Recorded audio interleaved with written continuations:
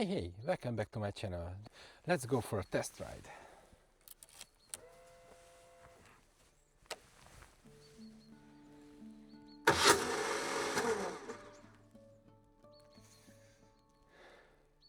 Do you remember when I said, of course it runs?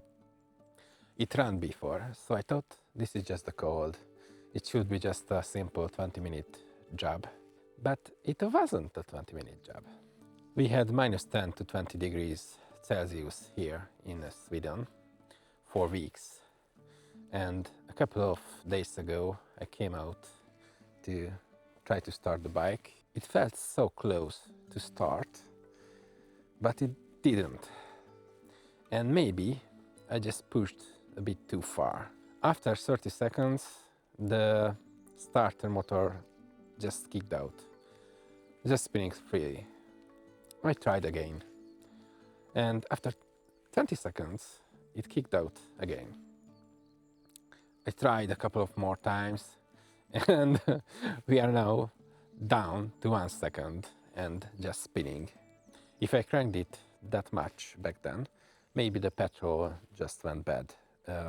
Surely it smells bad. I'm not sure how old it is, but let's change it. Okay, it was a terrible idea. I'm not even going to show you. I spilled the petrol onto the deck. Now my wife is going to kill me.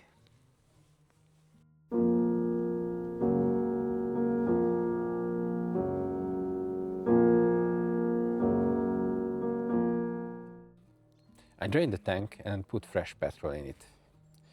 But the bike will not start. So we need to investigate a little. Maybe the battery voltage drops down too far, and that's the problem. Let's check this out.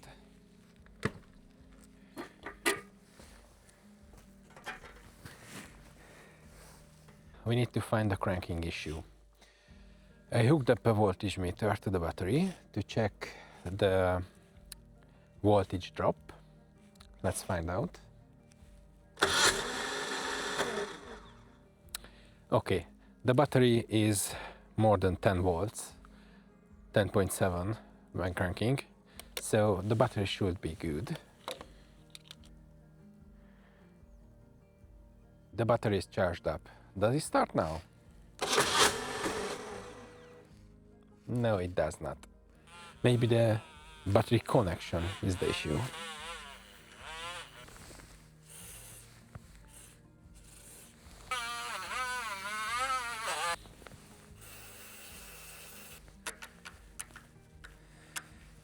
Clean battery connections now. Try again. It's the same. So it's not the battery, not the connectors.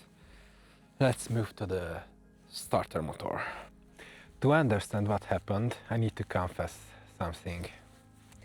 When I installed the new starter motor, there was no locating pin on it, and I forgot to check. So I installed the starter motor, and unfortunately, when I tried to start the bike, it moved around and made a terrible noise. I fixed the pin later, and the flywheel teeth are actually fine, but look at this. When it moved without the pin, it damaged the surface. It is pitted and oxidized from the big currents and long cranking. Probably it is acting like the battery is flat because it doesn't get enough current through this bad ground connection. I will try to put the old original Valve housing onto the new starter and clean the gearbox surface. Here's the pitting, the problem with the new starter. This is the old starter motor's casing, and it looks like it's in a much better state. It's just dirty. To remove this small screw, 3 other screws. The casing is exactly the same. I'm a bit excited about this because I just don't want to buy a new starter motor. Does it work? Yes! the last little screw. It looks much better from here, and that's the important part. Let's install this on the bike.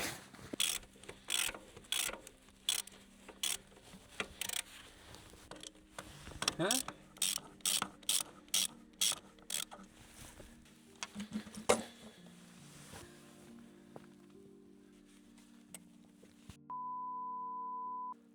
Here we are again.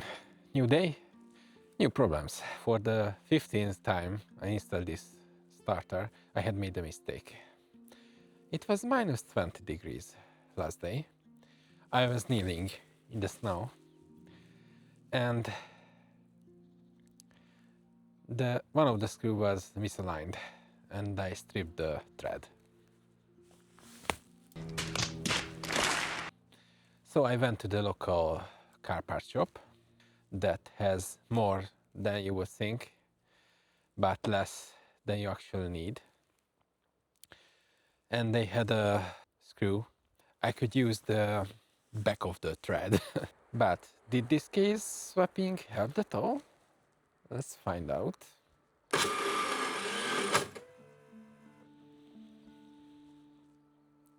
I have a couple of more ideas what could be wrong. So I bought a cable to make a direct ground connection, but I don't think this is the real problem here. The flywheel teeth is chewed, and the starter's cog is somewhat diminished, and I'm afraid this is the problem, but I have an idea. So maybe we can swap the cog from the old starter. I'm thinking about a Frankenstein starter motor. Let's go inside. So I have the new starter with the old casing. This is the new casing that is diminished by the movement. First I thought this is the problem, but it didn't help, and none of the cleaning actually did anything. It's exactly the same from the beginning. I already removed the old one, where the cog is actually much better. So, and we'll try to put this cog to this starter.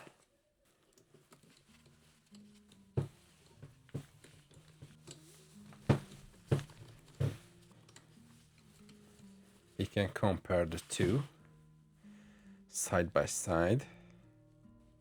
Maybe this is better or not. We will see.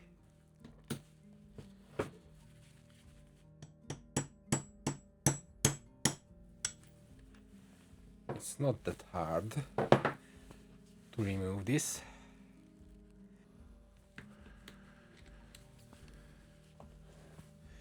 It's a bit hard to do this because even here in the shed it's like minus 10.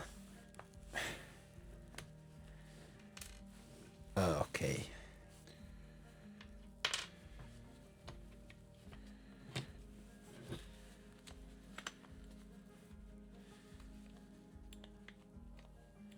That was not painful, surprisingly. So again, it's minus 10 here. Okay. Why not use a tool? I have something. The exact. Oh, okay. This tool just fits perfectly. I came up with the idea to get the leverage. Ah. Okay. Done. Casing. Going back. I just need to put back a couple of screws.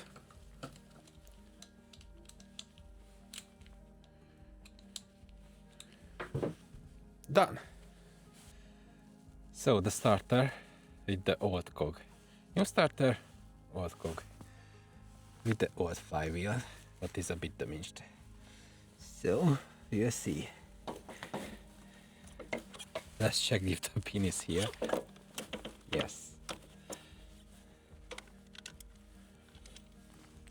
By the way, I hate this screw down here. No, I'm a bit afraid of stripping the screws. Okay, I feel lucky. This is a console to put a big screw here, so you can charge the battery here instead of removing the tank every time. And the trigger cable. Okay, so the Frankenstein starter motor is ready, and I have high hopes for this because this is my last resort. But you could wonder why I'm doing this in the minus 20 degrees Celsius outside in the snow. And you know, this is a valid question, but this should be a 20-minute job. The worst part of every 20 minutes job is the first 2 days.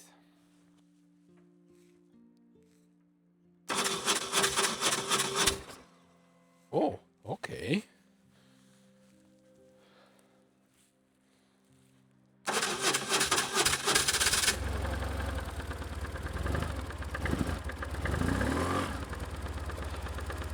It works! It works! It doesn't.